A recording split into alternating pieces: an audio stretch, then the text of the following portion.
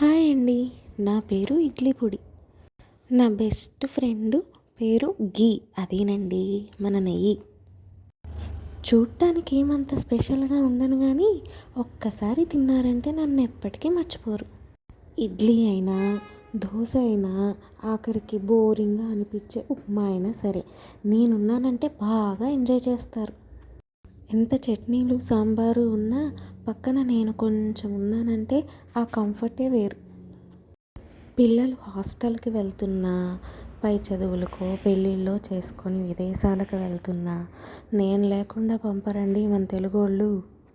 చివరిలో మీకు ఒక విషయం చెప్తా, గుర్తుంచుకోండి. పొరపాటున మీరు నన్ను నా ఫ్రెండ్ని విడదీసి తిన్నారో, అదేనండి నెయ్యి వేసుకోకుండా తిన్నారంటే ఒక పావు గంట తుమ్ములు దగ్గులు తప్పవు.